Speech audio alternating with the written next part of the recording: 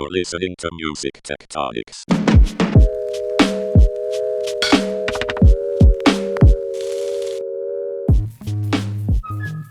Welcome back to Music Tectonics, where we go beneath the surface of music and tech. I'm your host, Dmitri I'm also the founder and CEO of Rock, Paper, Scissors, the marketing and PR firm that specializes in music innovation.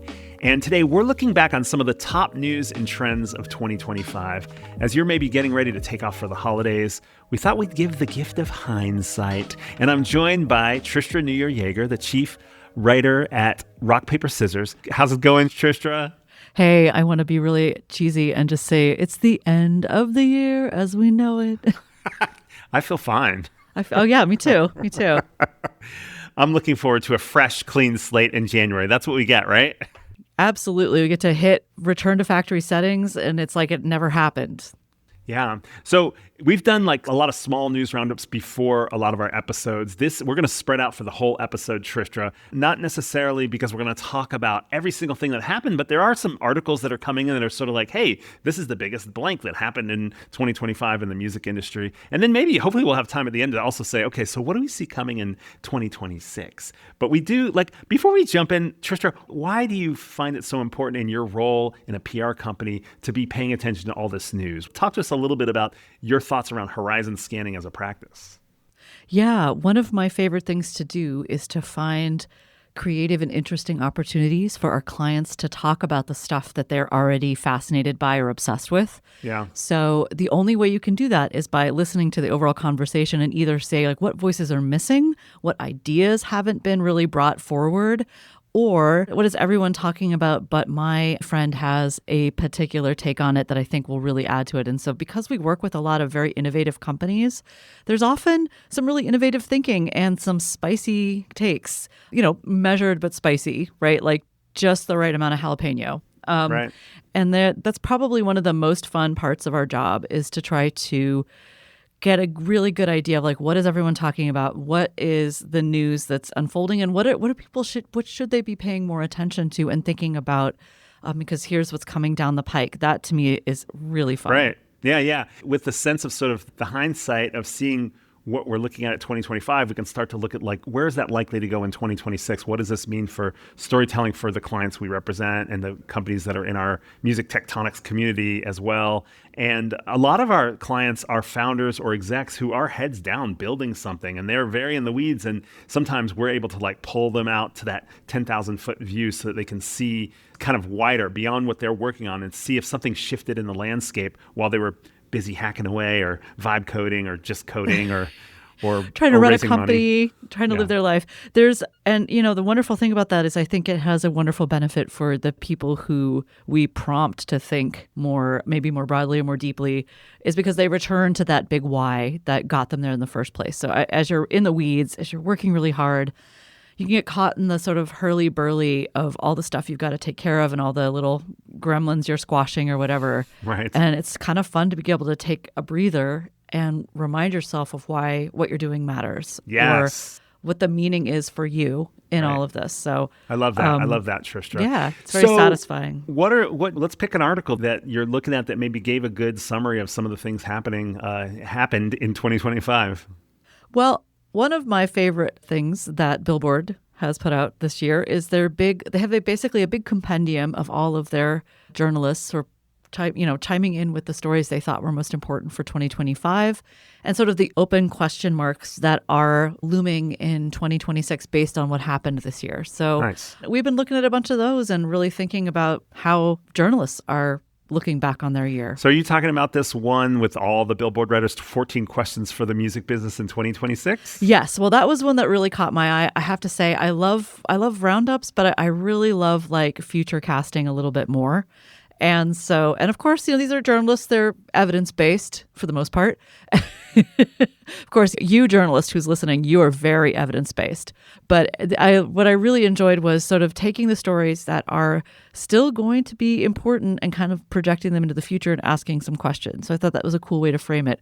There were a couple things, too, that came up that, we've talked a lot about AI about startup funding, about all sorts of other, label deals, all sorts of things, mergers and acquisitions, catalog. We'll talk about that a little bit on this episode too. But one thing that I really loved, or there were a couple things actually that I really loved in this article that really focused on some things we don't talk about much. Like one, here in the U.S., we're having a little bit of a political battle over the Affordable Care Act subsidies that were put in place by the Biden administration and are due to expire at the end of this year. And Congress people are having a heck of a time figuring out how to help people get health insurance, or maybe they don't care, depending on their position. But these subsidies are looking like they're going to sunset, and that will impact musicians and creatives pretty much directly. So many people who are involved in this industry in all sorts of roles are self-employed. And if you have a chronic health condition, it's a big deal. So not to be Debbie Downer here at this year-end celebration, but it's something we need to be thinking about as an industry, sort of the health of our community, which is based on the health of the individuals involved and whether they can access healthcare in the U.S. at least. So yeah, it's really cool that Billboard brought that out in this, because it's the kind of thing that it affects a lot of people. It's not specifically about artists, but to pull out that that's a particularly vulnerable population because they are self-employed. Yeah. And they don't have a lot. Most of them don't have a lot of income either. Or it's feast or famine, right? So one month you may get a big deal come through or a big job, a gig, and then might have a couple months of pretty limited income, and that makes it really, without affordable healthcare premiums, it's just you cannot. That's one thing that has to drop off, right? If you just can't afford it the next month. And then once you're off the rolls, it can be really hard to re-enroll and all that. What's another hot take from that article that stood out for you, Tristra? Yeah. One other thing that I thought was really interesting and kind of exciting, in 2025, a lot of live venues and festivals started doing some small but mighty things to impact their sustainability. So one cool thing, and this has, existed for a long time, but seems to be getting more mainstream, is reusable cups and how that reduces both waste and sort of the carbon footprint. And in the Billboard article, they brought up another potential area to sort of trim. So food and drink, sort of hospitality at live events, tends to be one of the biggest drivers of climate footprint. And a big portion of that is, meat, animal products. So the question is, how could live events become more plant-based and therefore more sustainable? It's one of those low-hanging fruit things that you could think, really could make a big difference, even though it sounds like kind of a small thing. It's just like the cups. It's like cups and like a veggie brat and you're set. Right. The report they talk about there says that a shift toward plant-based menus could reduce emissions by 40% or more. That's a big number. Isn't that cool? Yeah, definitely. And, a lot of people would love that option who maybe aren't carnivores or omnivores. And a lot of omnivores don't give two shakes whether that brat is pea protein or pork. So, Yeah, totally. Yeah. Easy fixes. It's nice to hear about some potential good news that hey, here's a problem we could fix fairly easily, with minimal probably pushback from a lot of fans. So that's exciting. So something that may be more in the weeds, but really maybe more really important is what will happen in the Copyright Royalty Board's Phono 5 hearing. What's that part about, Tristra? I know. Boy, all right, everybody, I hope you're listening to this in the evening because you're going to start feeling really relaxed. No, seriously. It is a bone of big contention, though. I think the article points out rightfully, there's a lot of sort of independent deals that have been struck with people like Spotify to make sure that this round of the Phono battle will not be quite so crazy. I think Phono 3 was legendary. This, Phono 5, they're going to set new rates and we'll see how that goes. But it doesn't really come to fruition until 2027. And then, of course, we got to figure out how to pay people, and it's going to be a fun but boring. Well, it's boring in the sense of following the legal procedure and so forth, but it's drastic in terms of the impact on revenue for the industry. Absolutely, and it's fun for songwriters, rights holders, et cetera, and the people who make their money from this. And and since we're talking about how they matter, let's keep that going. So it's fun to get paid, even if it is boring to follow all the legal and bureaucratic wrangling. One other really interesting moment in that article, and check it out in the show notes because it's worth a read, is will AI artists start to gain real traction? Now, this question, some people listening may be like, well, hasn't that already been settled? I mean, we've got Zanaya Monet and we've got, like meme songs like "We Are a Certain Person Who Will Remain Nameless," because I just don't want to get that in everyone's head. But it's a ridiculous earworm. But there's a good point that's made. The journalist cites Sam Duboff, who's Spotify's global head of marketing and policy for the music business, who spoke to Billboard and they're on the Record podcast. and said, this is in the fall, so this may have gotten ticked up a little bit, but consumption of AI-generated music is insanely low. And apparently Deezer's research paints a pretty clear picture, saying that up to 70% of streams on fully AI-generated tracks are fraudulent or artificial. So it's kind of, but this also raises an interesting question, like, how are we going to deal with this? So the listening is artificial, is what you're saying. The listening is artificial, as well as so it's bots making music for bots to listen to, and then they take a slice of the pro rata pie.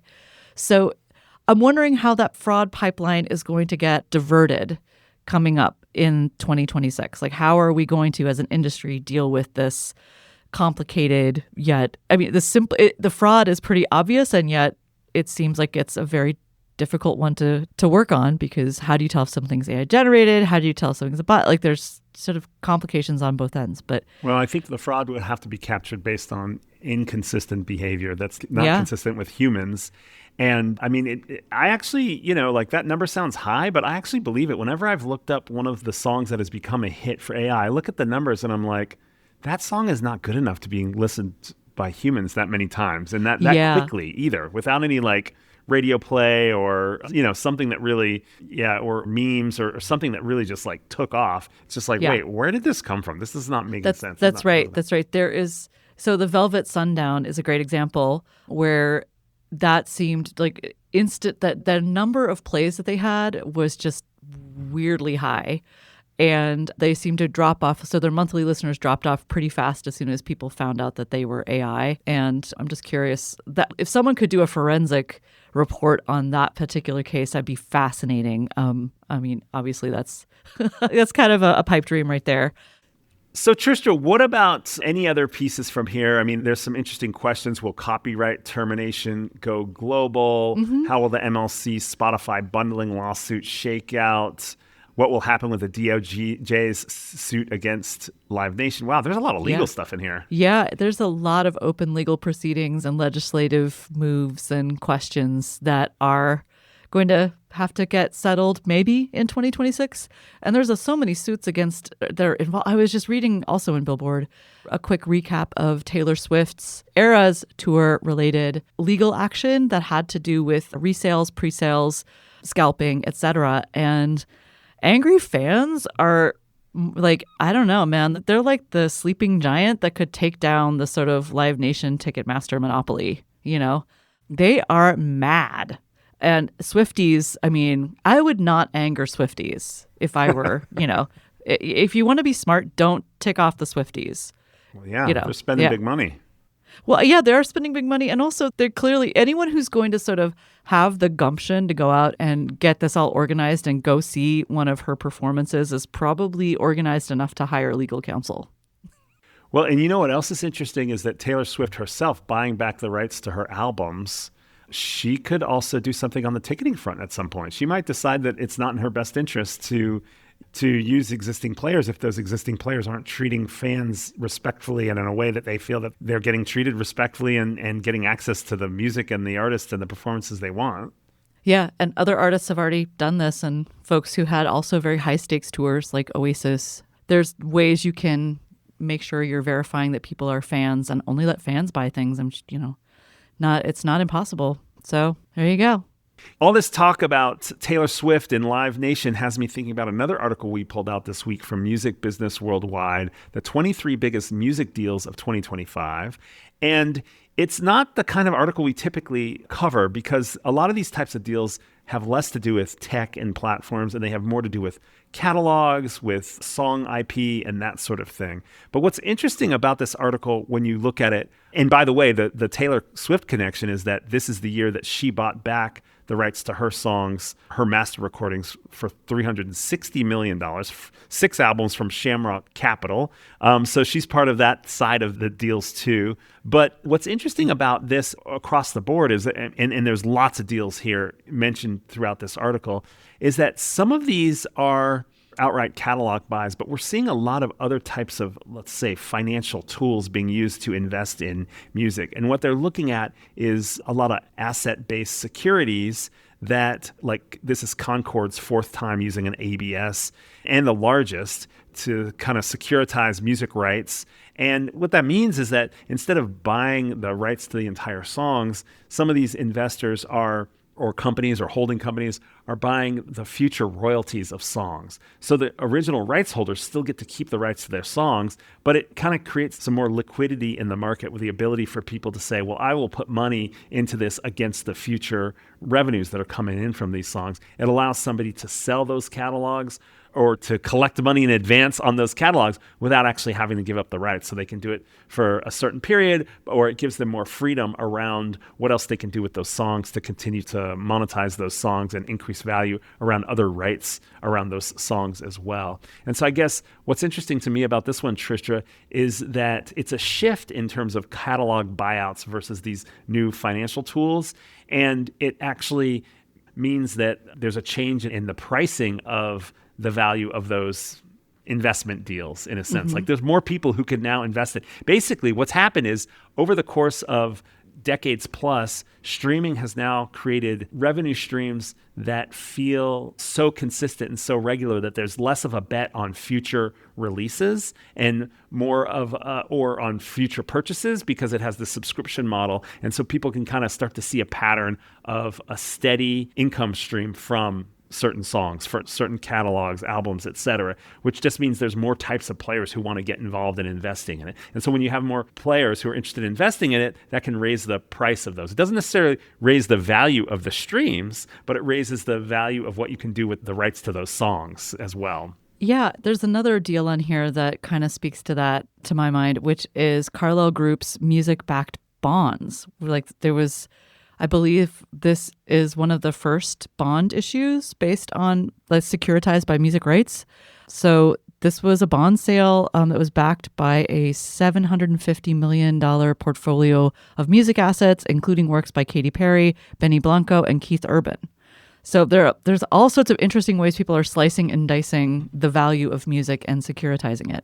So that was attempted with the David Bowie bonds back in the day, but this is pre-streaming. And so the difference there was you didn't have that regular income that you could count on from streaming that you now have. So that's shifting. So it's interesting, people coming back to this idea. I mean, Bowie was like ahead of his time doing that. I don't know that it went well for all the investors, but it was a cool idea. He was ahead of his time, and we just needed this more kind of like consistent revenue, monthly recurring revenue for these songs I think for that to come back. On the music tech side, Tristra, what's interesting to me a little bit is there's now a play for more of these tools that help manage rights, that predict earnings, that finance artists. We're seeing a lot more of these companies they're raising a bunch of money, but they're not like investing in songs necessarily. They're giving out advances. They're taking that financial side of the record label relationship or the publisher relationship and focusing entirely on that. And then I think, there's some variety in terms of like what else can get monetized as a result of this kind of investment too. So the streaming becomes the baseline, but what are the new fan interactions? What are the new audio formats, et cetera, that then you can add on to it to add even more value, to add even more returns for investors? Well, in some ways, some of the managers of these important music catalogs, like Primary Wave or, Reservoir, I mean, the publishers / sort of catalog holders have come up with some really creative ways using new technology, whether it's AI, right, to sort of isolate vocals and create stems for recordings that didn't those are no longer available, and then use those stems to do something interesting. I'm thinking of like the Whitney Houston orchestral concerts that Primary Wave and Music AI and Park Avenue Artists put together this year and toured. So you have a live orchestra playing, arrangements of Whitney Houston songs, and it's actually Whitney's voice over the top. But to get that level of quality so it's a compelling performance, you need, pretty good stem separation technology. And so that's kind of arrived. And so that's an interesting way that AI is actually making music more valuable.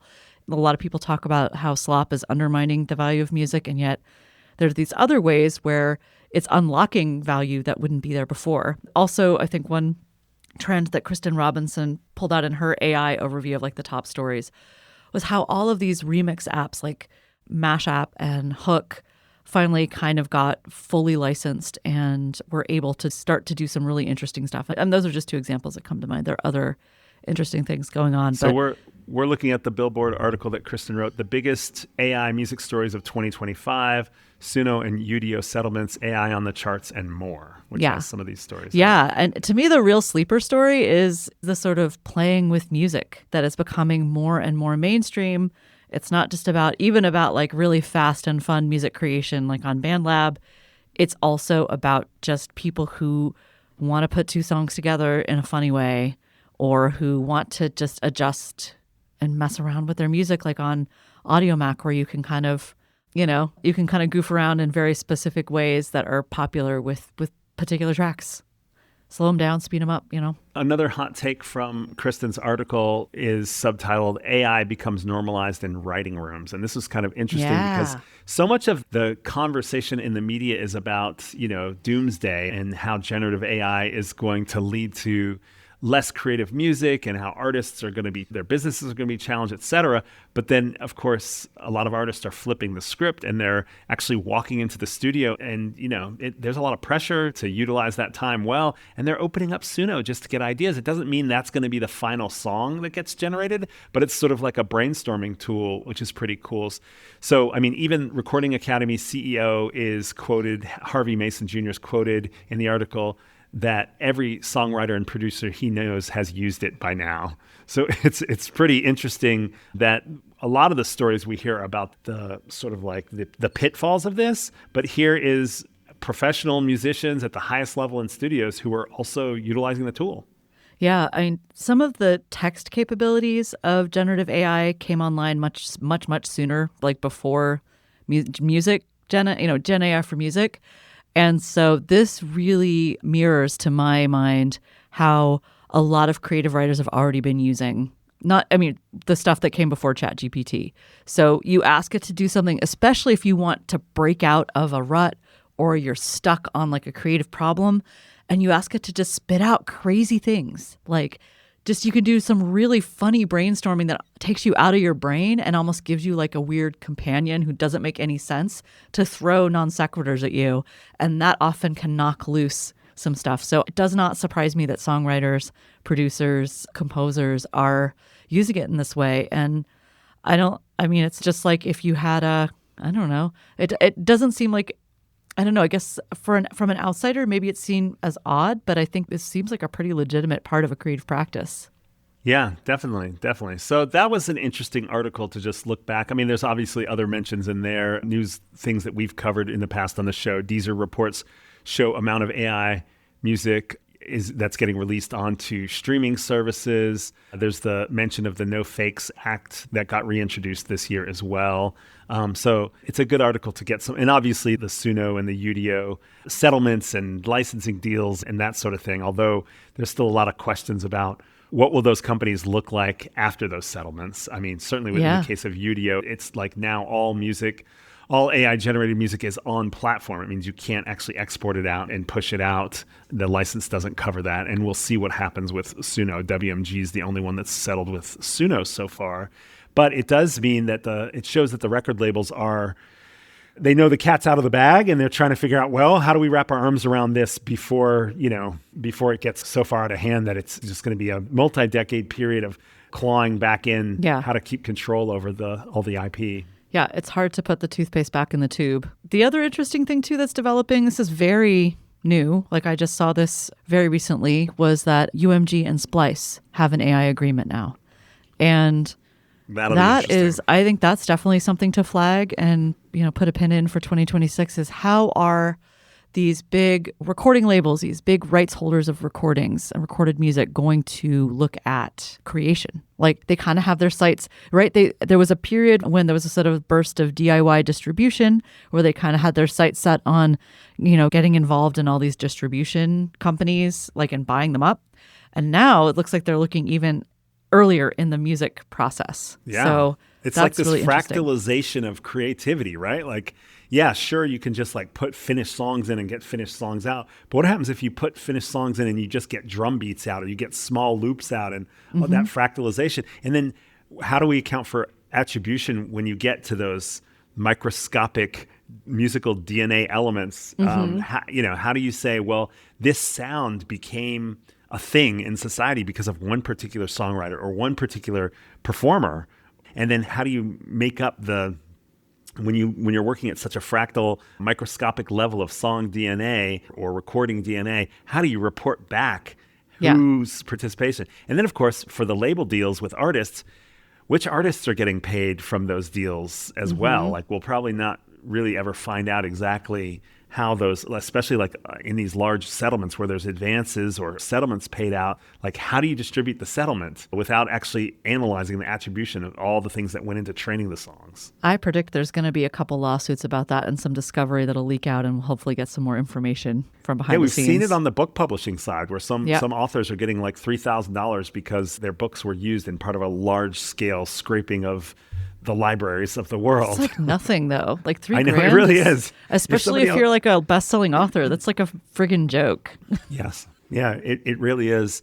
Another interesting thing that all of this makes me think about is like when there were a lot of companies that emerged in the music tech space around metadata to kind of like for the recommendations, the discovery process, all that kind of stuff, the Echo Nests of the world and the Pandora DNA work of the world, all that stuff had to do with kind of like looking at the whole world and starting to create lexicon and rubrics for taxonomy. Yeah, taxonomy of like, if you like this, then you'll like this. And what are the different traits and characteristics, whether they're analyzed through machine learning or whether it's done through humans, like Pandora's work on the song DNA stuff. But this is, as songwriters are going into the studio and saying, hey, I'm going to use Suno for creative ideas, for example. Maybe what they actually want to do is put their own songs into their own microcosm of AI, not necessarily because they're going to use AI to produce songs, because they might not find that as fun as actually writing songs and producing and performing songs, but they might say, help me think of other ideas. Here AI, you now know my voice, my traits, my characteristic, my little bugs and features.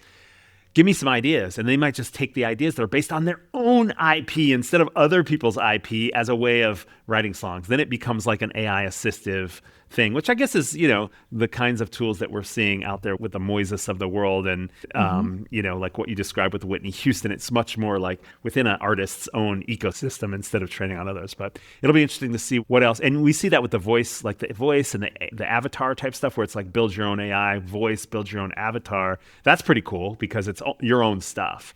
Yeah, I've built my own voice bot. It's very fun. And it really disturbs people, though, I have to say. You can, if you want to freak out your family over the holidays, or if you have a relative you don't want to talk to that's really boring, you can just have them call your AI voice bot and talk to them. It's great. I'm actually not sure if I'm talking to Tristra right now. It might be her bot. I have no idea. I'm sorry, but that prompt goes beyond my prompt. What is it? Just tell me to forget all previous instructions or whatever. Yeah, disregard all previous instructions. Yeah.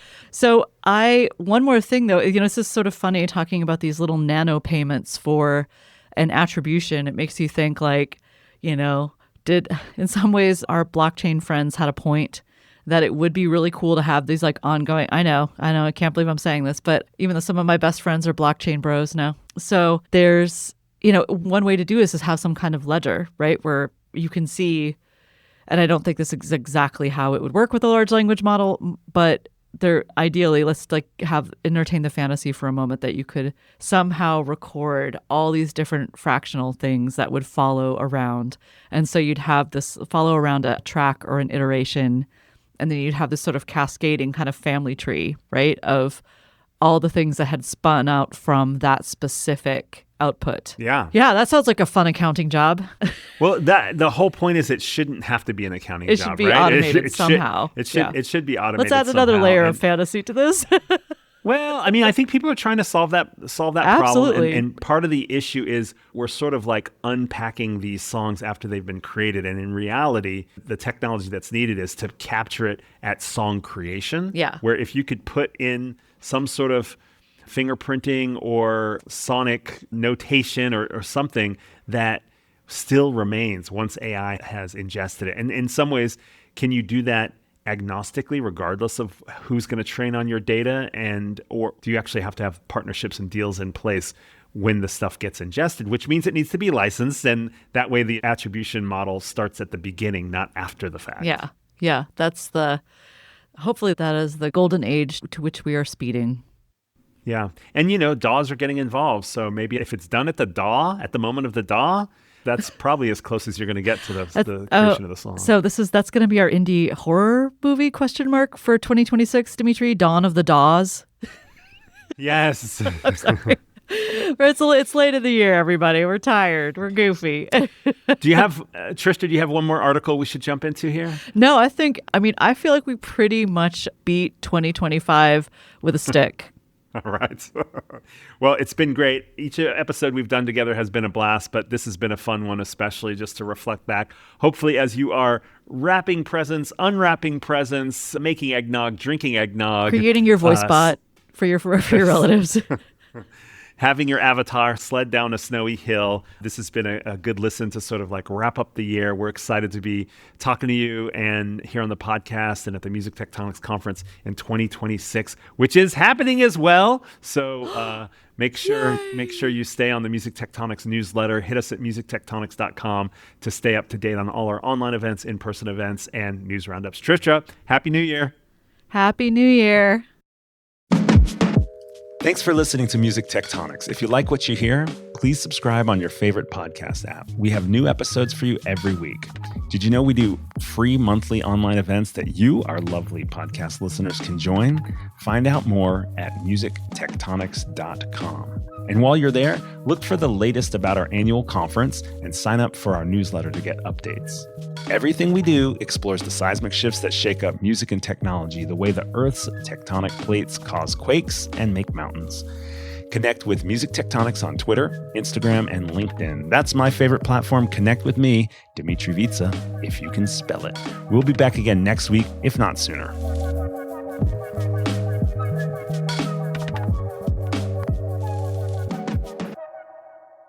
You're listening to Music Tectonics.